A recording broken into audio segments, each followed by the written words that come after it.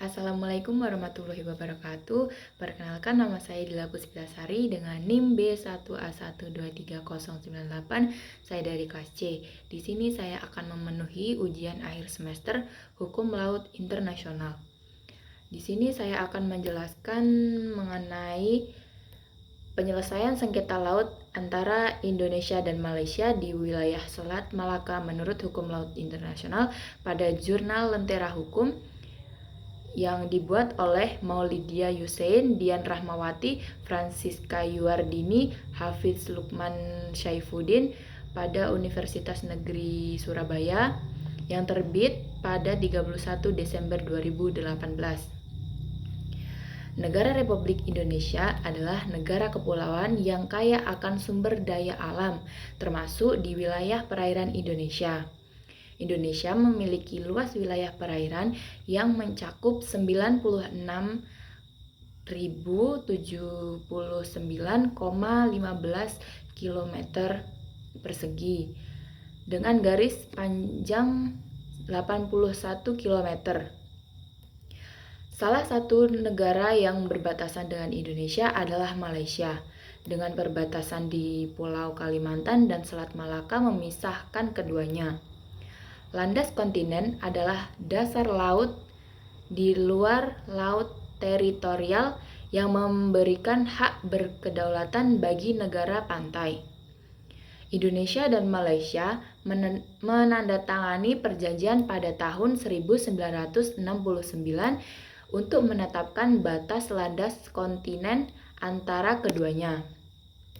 13 tahun setelahnya, PBB mengadakan Konvensi Hukum Laut yang membahas zona ekonomi eksklusif atau ZEE, memberikan hak eksplorasi dan eksploitasi sumber daya alam di laut.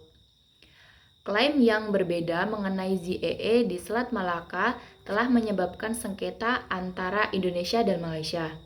Malaysia mengacu pada perjanjian 1969, sedangkan Indonesia menggunakan Konvensi Hukum Laut PBB 1982. Indonesia juga menerbitkan regulasi tahun 2009 untuk menguatkan klaimnya. Sengketa ini terutama berkaitan dengan sumber daya ikan di wilayah tumpang tindih antara dua negara. Tindakan Indonesia yang menangkap kapal Malaysia di wilayah tumpang tindih dapat dibenarkan karena kapal itu melanggar batas yang telah ditetapkan. Sengketa maritim Indonesia dan Malaysia menyoroti pentingnya memahami regulasi internasional terkait ZEE untuk mencegah konflik di wilayah perairan yang kaya sumber daya alam. Penyelesaian sengketa perbatasan laut antara Indonesia dan Malaysia di wilayah Selat Malaka. Indonesia adalah negara kepulauan yang terletak di kawasan yang kaya akan selat. Salah satu yang paling terkenal adalah Selat Malaka, yang terkenal di Indonesia, Malaysia, dan Singapura. Selat ini merupakan jalur perdagangan internasional sebanding pentingnya dengan terusan Suez dan terusan Panama. Keberadaan yang strategis menjadikan Selat Malaka ramai dengan aktivitas perdagangan dan pelayaran dari berbagai negara di seluruh dunia, sehingga memberikan nilai ekonomi yang signifikan bagi negara-negara di sekitarnya. Namun, tingginya nilai ekonomi ini juga mencapai potensi konflik. Salah satu isu yang mencolok adalah sengketa perbatasan laut antara Indonesia dan Malaysia di Selat Malaka. Sengketa tumpang tindih yang terjadi di zona ekonomi eksklusif atau ZEE di tempat ini seharusnya dapat diselesaikan dengan cara damai, mengingat kedua negara adalah tetangga yang seharusnya menjalin kerjasama yang baik. Tetapi belum adanya kesepakatan mengenai batas ZEE di Selat Malaka menjadikan pertikaian ini mendesak untuk diselesaikan, di mana masing-masing negara memiliki klaim mengenai garis batas yang berbeda. Upaya penyelesaian sengketa antara kedua belah pihak dapat dilakukan dengan merujuk pada UNCLOS 1982 atau Konvensi PBB tentang Hukum Laut. Indonesia dan Malaysia sama-sama terikat oleh konvensi ini, meskipun selama ini keduanya lebih banyak berfokus pada perjanjian yang ditandatangani pada 27 Oktober 1969 mengenai batas landas kontinen. Namun, penting untuk dicatat bahwa pengaturan mengenai landas kontinen dan ZEE memiliki perbedaan dalam sistem peraturannya. Posisi geografis Indonesia yang bersebelahan dengan Malaysia membuat Pasal 15 UNCLOS 1982 menjadi rujukan yang tepat untuk menentukan perbatasan ZEE antara kedua negara. Pasal ini menyatakan bahwa jika pantai dua negara berhadapan atau berdampingan, mereka harus mendapatkan batas laut teritorial berdasarkan garis tengah, kecuali ada kesepakatan di antara keduanya. Di dalam pasal ini dijelaskan bahwa lebar laut teritorial sesuai negara dapat ditentukan dengan garis tengah, kecuali ada alasan historis atau keadaan khusus lainnya. Masalah yang dihadapi Indonesia dan Malaysia terletak pada penemuan batas ZEE terutama di kawasan Selat Malaka, di mana lebar ZEE antar kedua negara kurang dari 400 mil.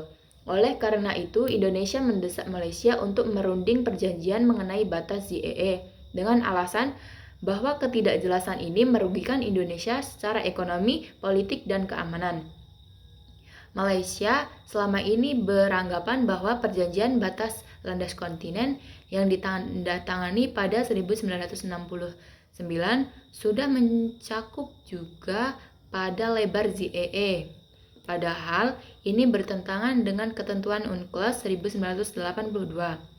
Ketentangan antar kedua negara sempat memuncak ketika Indonesia menangkap 2 kapal milik Malaysia di wilayah ZEE yang diklaim oleh Indonesia. Tindakan ini menuai protes di Malaysia yang menganggap wilayah tersebut sebagai bagian dari ZEE mereka, menegaskan bahwa batas ZEE antar kedua negara masih belum jelas mengacu pada pasal 74 UNCLOS 1982.